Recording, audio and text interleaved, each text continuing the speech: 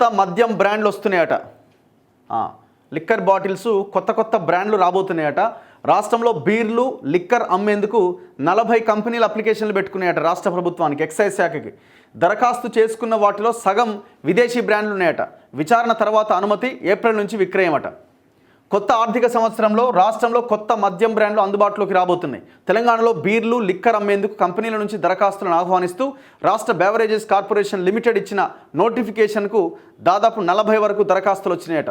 అందులో 20 దాకా విదేశీ లిక్కర్ బ్రాండ్లు ఉంటే మిగిలిన 20 స్వదేశీ బ్రాండ్లట. ఏం బ్రాండ్లు, ఈ బ్రాండ్ల వెనుకున్న కథ ఏందో ఎవరికి అర్థం కాదు. ఎందుకంటే ఈ లిక్కర్ బిజినెస్ చేసేదంత ఎవరు అనుకుంటున్నారు? అంత రాజకీయ నాయకులే ఉంటారు. ఇలా ఈ లిక్కర్ బిజినెస్ చేసే వాళ్ళంతా రాజకీయ నాయకులే ఉంటారు.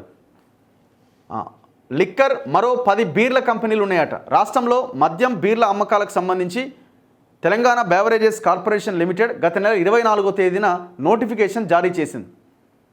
జాతీయ అంతర్జాతీయ స్థాయిలో తయారీ సరఫరాదారులను ఆహ్వానించింది. ఈ నెల 15వ తేదీ వరకు దరఖాస్తుల స్వీకరణకు గడువు నిర్ణయించింది. దీంతో అందరి చూపు కొత్త బ్రాండ్లపై పడ్డది. ప్రస్తుతం రాష్ట్రంలో బీరు మద్యం సరఫరా చేసే దేశీయ విదేశీయ బ్రాండ్లు 53 వరకు ఉన్నాయట. ఇందులో 15 కంపెనీలకు తెలంగాణలో తయారీ కేంద్రాలు ఉన్నాయి. వాటిలో 6 బీర్ల కంపెనీలు ఉన్నాయి. గతంలో మద్యం సరఫరాకు కొత్త బ్రాండ్లు దరఖాస్తు చేసుకుంటే ప్రభుత్వం పరిశీలించి అనుమతి ఇచ్చేది. కానీ ఇప్పుడు ప్రభుత్వమే నోటిఫికేషన్ జారీ చేసి దరఖాస్తులు ఆహ్వానించింది. కొత్త కంపెనీలే కాకుండా ఇప్పటికే మద్యాన్ని సరఫరా చేస్తున్న కంపెనీలు కూడా కొత్త బ్రాండ్ల కోసం దరఖాస్తు చేసుకోవచ్చని పేర్కొన్నది. ఇట్లా వీళ్ళంతా విచారణ చేసి నెలాఖరులోగా వాటికి అనుమతిస్తారట. మరి ఏం కంపెనీలో ఏం కథో చూడాలి.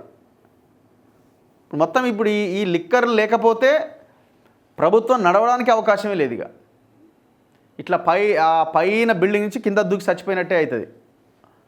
ఇప్పుడు ఆదాయం లేకపోతే ఇప్పుడు దాని మీదనే రాష్ట్రం నడుస్తున్నది. అంత దారుణంగా ఉన్నది మన పరిస్థితి.